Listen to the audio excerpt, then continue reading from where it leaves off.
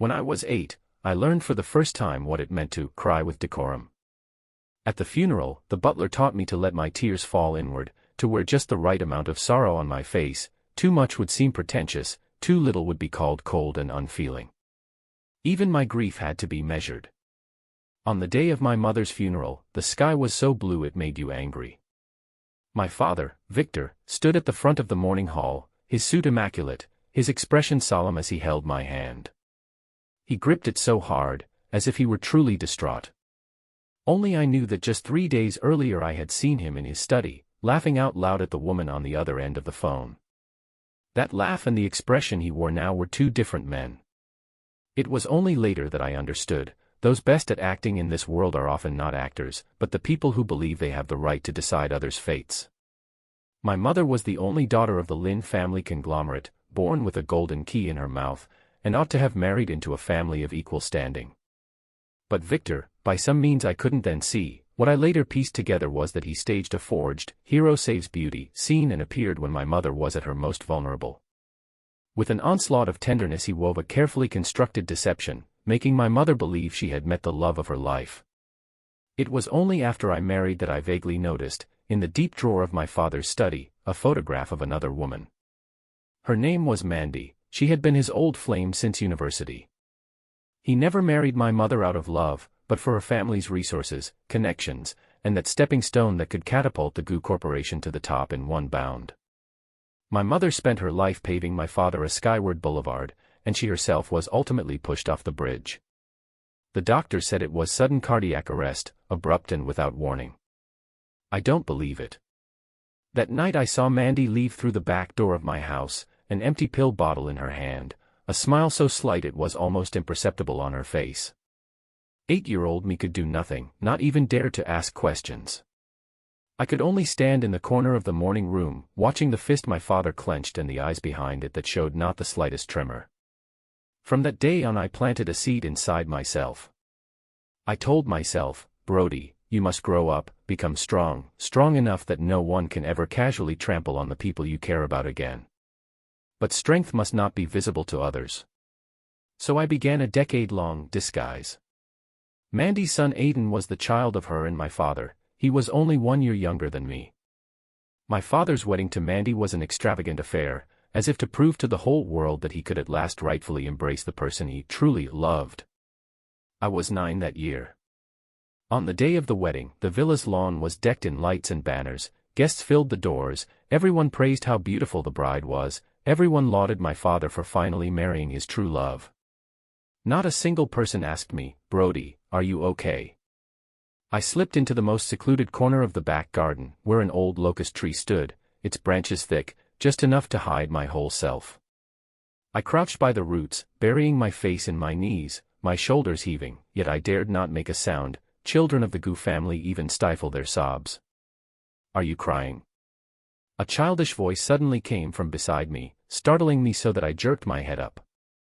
A little girl with a ponytail was squatting in front of me, tilting her head as she looked at me, holding half a piece of cake she hadn't finished. No. No. I hurriedly wiped my face with my sleeve, my voice still trembling with sobs. The words carried no conviction. The little girl didn't call me out. She simply broke her cake in half and handed it to me. Here, eat this. The cake is sweet, if you eat it you won't feel sad anymore. I stared at the piece of cake, then at her. Her dress was a little wrinkled, her shoes were smeared with mud, she clearly wasn't a child who had been fussed over. In fact, I learned later that she was the kind of guest nobody paid attention to at the family banquet, an illegitimate daughter whom her father had brought along only to save face, left propped in a corner and ignored by everyone. Just like that, the two of us, two superfluous people, met beneath an old locust tree. She said, "My name is Chloe. My mom says when you meet someone, it's fate. Brody." I answered softly. Brody, she repeated my name earnestly, then suddenly laughed, flashing a gap-toothed grin. You're the groom's son today, right? So does that mean you'll be rich later on? I was taken aback by her blunt question, then found it funny. Why don't you ask me if I'm sad first, and instead ask if I have money? She said matter-of-factly, because I can see you're sad, but being sad alone doesn't help. My mother says money is what helps. If you have money, later you can eat as much cake as you want, cry if you want, and no one can stop you. A 7-year-old saying something like that sounded, no matter how you heard it, full of a prematurely bitter maturity. That day the two of us sat side by side under the locust tree, neither of us speaking any more grand truths, just quietly sharing that half piece of cake. Watching the sunset sink bit by bit, dyeing the whole courtyard's red ribbons a dark crimson.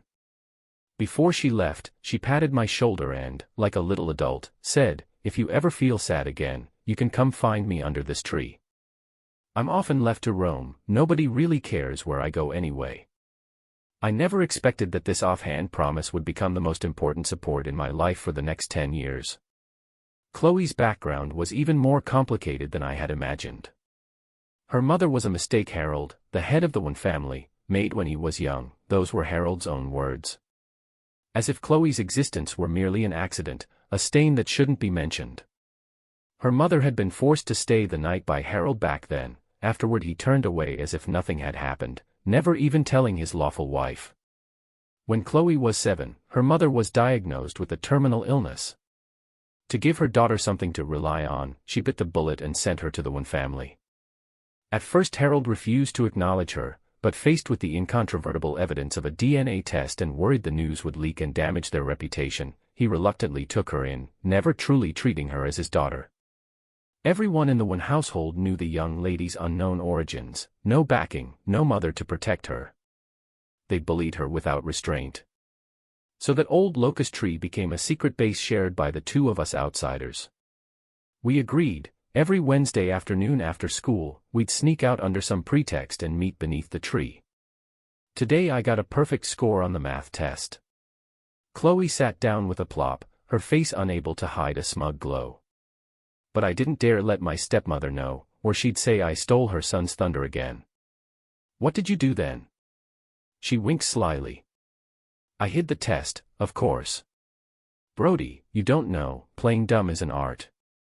You have to learn to be clever when it's time to be clever, and dumb when it's time to act dumb. That's how you survive." I was young then and didn't really understand those lessons, but I remembered them.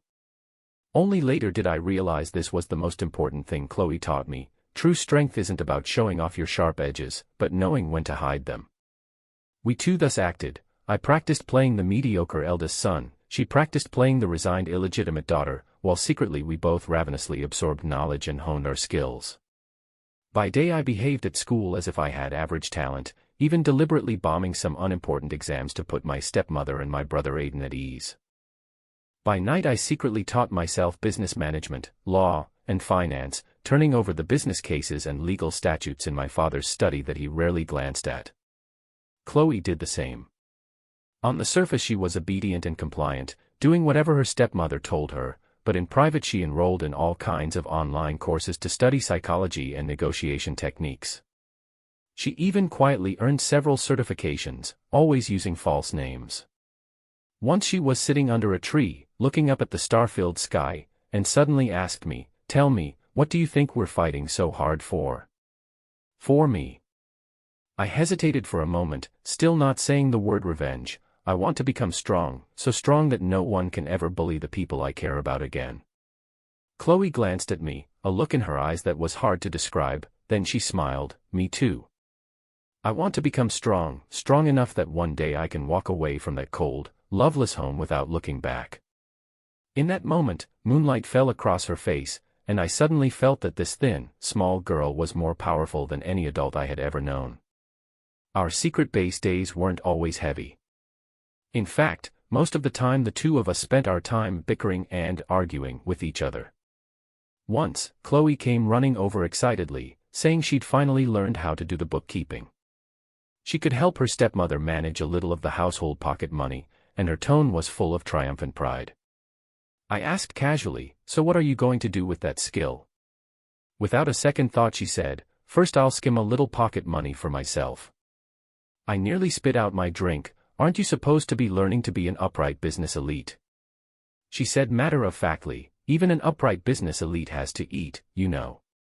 Besides, I'm taking back the portion of my meal allowance that my stepmother skimmed off." That's reclaiming what's mine, not embezzlement. Her twisted logic sent me into a fit of laughter, an unguarded, from-the-heart laugh I rarely let out in the Gu family mansion. Once, I was proudly showing off a whole set of financial statement analysis methods I had just memorized, speaking with gestures and enthusiasm. She sat beside me, chin propped on her hand, wearing the look of someone enjoying a good show. "What are you laughing at?" I asked, a little irritated. She stifled a laugh and said, "Nothing, it's just that seeing you like this, you and that Gu family eldest son at school, plain talent, always at the bottom of the class, look like two completely different people." I proudly tipped my chin and said, "Of course, it's called hiding one's strengths." "That's called multiple personality disorder," she shot back without mercy, then jumped up and hid behind the tree when I pretended I was going to tickle her. We ran around the old locust tree, chasing one another, our laughter carried far, startling the birds resting in its branches. Those years, the two of us were like that. Carefully hiding our edges on the one hand, while in front of each other, becoming our truest, most relaxed selves.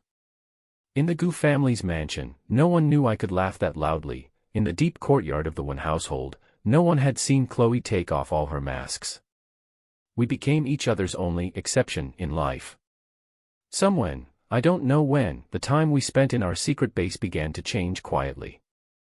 Maybe it was the year we were 14, when I saw Chloe punished by her stepmother, kneeling at the ancestral hall gate for a whole afternoon, simply because her exam score had surpassed that precious son. I clenched my fist and rushed in to argue, but she held me back tightly, shaking her head to tell me not to meddle, afraid I'd get dragged into it. In that moment, for the first time I felt an urge to protect her, an impulse stronger than any resolve for revenge.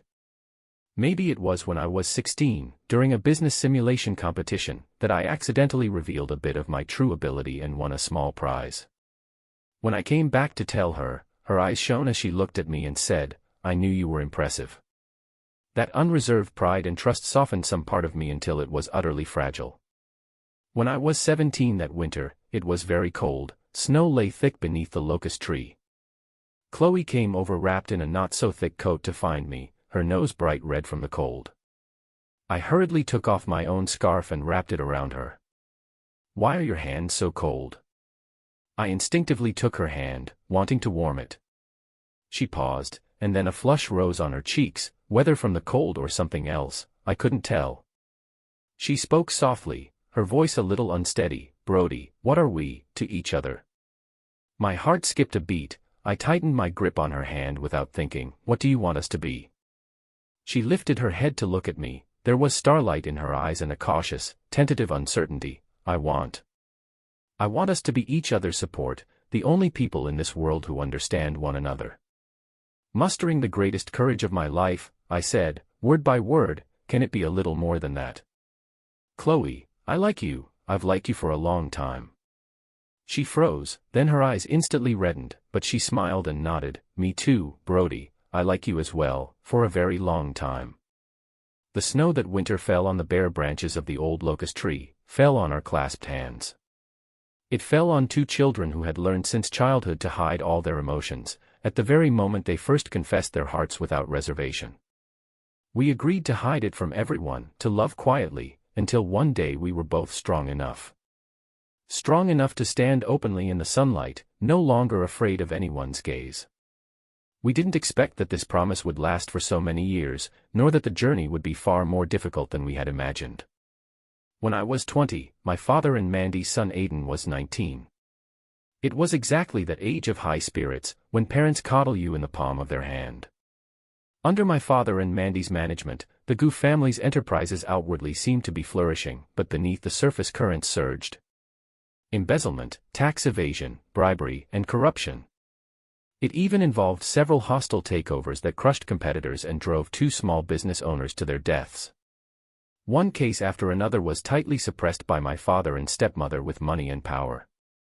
On the surface, I remained the Gu family's eldest son of mediocre talent who only knew how to play. My father had placed me in a powerless, peripheral department as a figurehead, while my half-brother Aiden wielded influence in the group's core businesses. Privately, however, I had already been quietly gathering many fragments of evidence. It just wasn't complete enough to bring them down for good. I knew that if I acted rashly now, I would only alert them and might even doom myself forever. I needed more time, more evidence, a more perfect moment. Just then, the news I least wanted to hear arrived. Chloe's father, Harold, in order to solidify the business alliance with the Gu family, actually planned to marry Chloe off to Aiden. I'll never forget that night Chloe came to find me under the old locust tree, her face as pale as paper. My father is going to marry me off to Aiden. Her voice trembled, almost choked as she said it. My mind went buzzing, as if something inside had shattered. No way, I won't allow this to happen. She, however, held me back with surprising calm. Brody, calm down first. Think carefully, is now the best time for you to strike back? I was momentarily at a loss for words. She went on, your strength right now isn't enough to confront your father and stepmother head-on. She spoke each word with a clarity that hurt. If you act rashly over this and reveal your power, won't all these years of restraint have been for nothing? But I clenched my fist. What are you going to do? Are you going to stand by and watch her marry Aiden? Chloe was silent for a long time, so long I thought she wouldn't speak again. Then she lifted her head, an air of desperate resolve in her eyes. Brody, let's break up. I felt as if struck by lightning, frozen in place. What did you say? I said, we're breaking up. Her voice was steady, unbearably steady, but I saw her clutching the hem of her clothes, her knuckles white.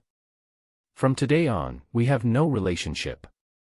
That way, after I agree to marry Aiden, you can continue to prepare your plan safely, and I can, as Aiden's fiancé, help you gather more evidence. I won't agree. I almost shouted, Chloe, listen to me, I can find another way, I can't let you marry that scumbag. Brody, she interrupted me, and for the first time there was a note of pleading in her voice. Please, let me do this one thing for you. All these years you've protected me so many times, and yielded to me so often. This time, let me protect you, okay? Looking at the tears welling in her eyes and that unquestionable resolve, I suddenly understood something. Chloe was never the fragile girl who needed my constant protection. She was the bravest, wisest person I had ever met. In the end, I still couldn't refuse her. That night, beneath the old locust tree, we rehearsed a breakup.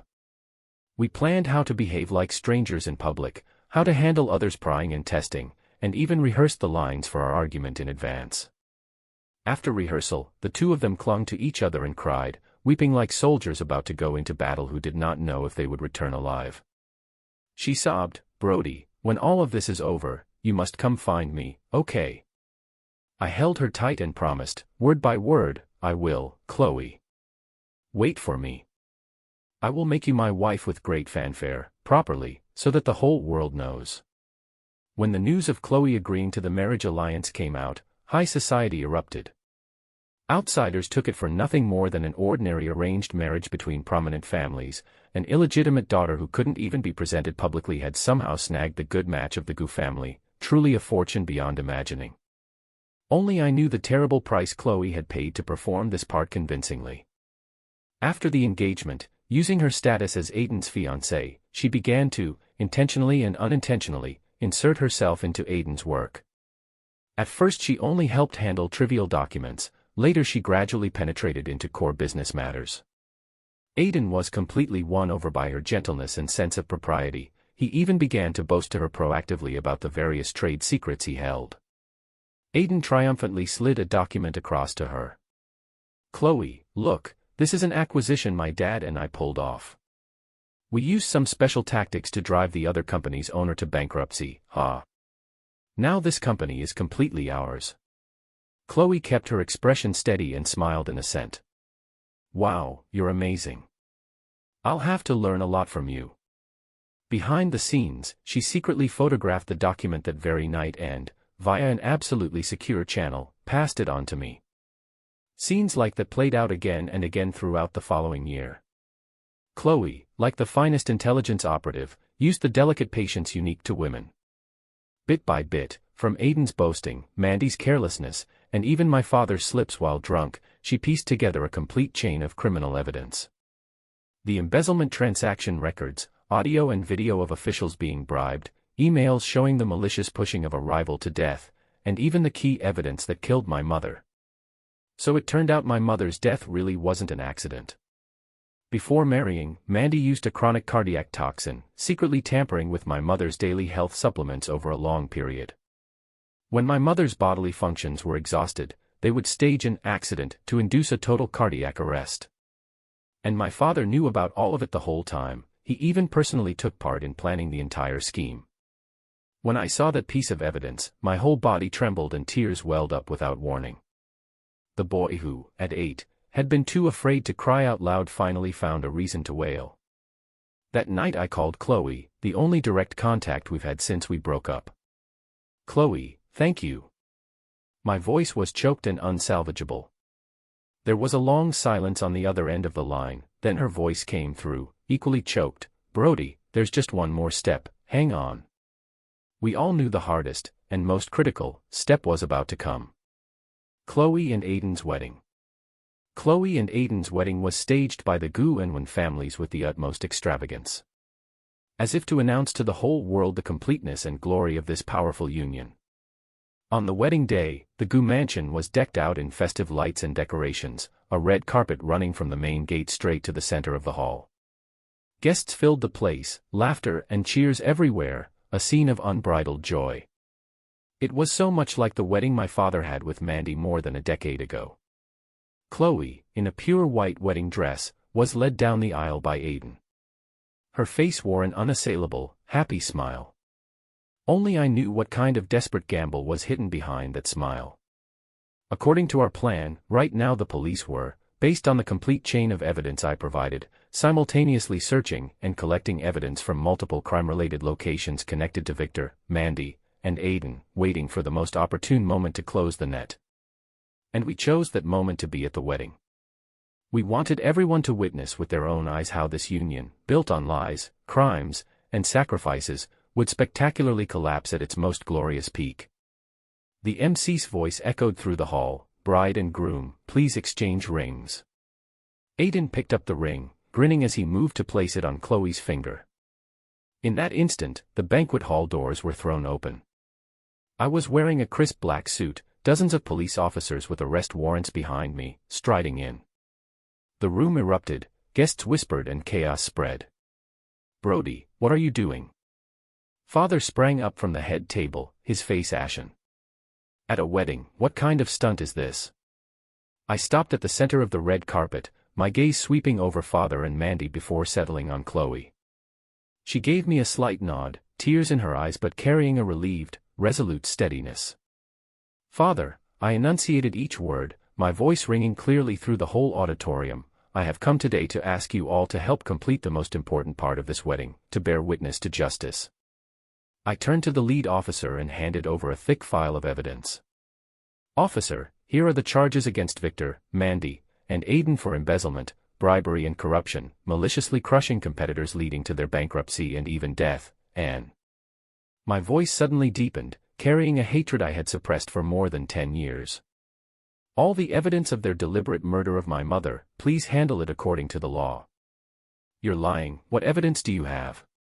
Mandy's face went deathly pale. I looked at her coldly. "The evidence is all here, Mandy. Did you think you could poison my mother's supplements without anyone knowing? I have every one of your calls with my father, every transfer receipt, and the testimony of the doctor who handled your affair years ago." Mandy staggered backward as if struck by lightning, sank down and sat on the floor. My father's expression changed again and again, finally locking on me with a vicious glare. "Brody, you ungrateful son, after all these years, you've been plotting against me." I stared at him, suddenly feeling unbearably ironic. "Father, all the endurance and deceit I've learned over the past decade were thanks to you. The first lesson you taught me was to hide your true thoughts with dignity. Now I'm only using what you taught me, applied back to you exactly as you showed me." The officer signaled his men to step forward and read the arrest warrants to the father, Mandy, and Aiden. Cold handcuffs clicked shut around the wrists of these three who had once been untouchable. Aiden still struggled between shock and disbelief. "Chloe, you knew all along. You've been lying to me this whole time." Chloe looked at him calmly, slipped off the ring that symbolized their union, and gently placed it on the tray in front of him. Aiden, from the moment I agreed to marry you, I never loved you. Everything I did was for today." The wedding scene dissolved into chaos as guests fled in panic. Victor, Mandy, and Aiden, who had once basked in endless glory, were reduced in an instant to prisoners. I hurried to Chloe's side and swept her into my arms. "Chloe, thank you for everything." My voice was choked with tears as I held her tight, as if trying to make up in one embrace for all the wrongs and the worry of the past years. She hugged me back just as tightly, finally dropping all her pretenses and breaking into a wail. "Brody, it's finally over." The white wedding gowns drifting in the auditorium and the wreckage scattered across the floor bore witness to this long brewing revenge and redemption that had spanned more than a decade. Victor, Mandy, and Aiden were ultimately sentenced to the punishments they deserved, their guilt proven beyond doubt. Victor and Mandy were each given life imprisonment for their roles in the deliberate killings. Aiden, having participated in multiple financial crimes, was sentenced to 15 years behind bars. Overnight, the Gu family conglomerate was leaderless, and the board descended into panic and chaos. Many spineless executives began scurrying about, attempting to grab their share in this power vacuum. And this was precisely the moment I had been waiting for all these years. I no longer hid my strength. At the hastily convened board meeting, I laid out the business achievements I had been quietly accumulating over the years. The investment projects operated under aliases that nonetheless yielded remarkable returns. The talent teams I had secretly cultivated, loyal and steadfast. The group-wide reform plans long prepared, ready for action. The board members looked at the eldest son of the Gu family before them, once dismissed by them as hopeless like the legendary helpless heir, and were dumbstruck by the astonishing competence and meticulous strategy now on display. One by one they sat frozen, speechless. I stood at the front of the conference room, my gaze sweeping over everyone present, my voice steady and powerful. "Starting today, Gu Group will undergo a complete and thorough reshuffle." I spent a full 6 months rooting out every corrupt force within the group tied to my father and Mandy. I rebuilt a management system that was transparent and fair. At the same time, I did not forget the small and medium business owners who had been maliciously crushed by my father and stepmother, driven into bankruptcy or even ruin. I reached out to them proactively, providing the financial compensation they were owed and support for new business opportunities. After this seismic upheaval, the Gu Corporation did not collapse. On the contrary, thanks to the series of reforms I implemented, it was reborn with energy, performance climbed steadily and its reputation was completely reversed. And through it all, Chloe stood by my side and never left. She had, through the years, quietly accumulated skills and used them to take on an important post within the company. The two of us worked in tacit cooperation, one handling the outside, the other the inside, and we ran the Gu family conglomerate with meticulous order. One late night, we were both working overtime, staying at the office until very late, sharing a takeout. Chloe suddenly sighed, "You know, it feels like we've spent our whole lives hiding and enduring. Now at last we can openly be ourselves." I looked at her and was suddenly reminded of that winter when I was 9, of myself hiding beneath the locust tree and crying quietly, and of the little girl who had given me half a piece of cake. I took her hand and whispered, "Yes, from now on we never have to pretend again." The old locust tree that had kept us company for over a decade was still lush and thriving. Only the dilapidated Gu family mansion's back garden had been remodeled by me into a tasteful private garden.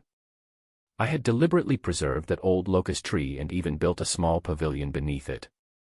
A year later in winter, it snowed again, exactly the same as the snowfall the year we were 17 when I confessed. I walked with Chloe's hand in mine to stand beneath the old locust tree. "Do you remember this place?" I asked her with a smile. Of course I remember, she smiled too, her eyes curving into crescents. "Our secret base, the most important place of my life." I dropped to one knee and took a ring from my pocket. It was the ring I had designed and crafted myself over the past 6 months. I looked up at her, my eyes full of the deep affection accumulated over more than a decade. "Chloe, do you remember what you said when you were 9? That meeting someone is fate. I'm so grateful that winter when I met you. Over the years you've borne things with me, waited with me, taken revenge with me, rebuilt with me, you never left my side for a moment. Now, it's all over. I want to ask you, starting today, openly and honorably, to be the only partner of my life. Will you? Chloe was already in tears. She nodded hard, her voice choked but resolute. Okay, I will, Brody, I will. I slipped the ring onto her finger and pulled her tightly into my arms. Snowflakes fell on us, on the old locust tree that had witnessed our meeting, our getting to know each other, our falling in love, fighting side by side, and finally being reborn together. By the way, she suddenly popped her head out from my embrace, wearing that familiar, sly smile. I remember you still owe me one line. What line? You said you'd let me marry you in style, proudly, so the whole world would know.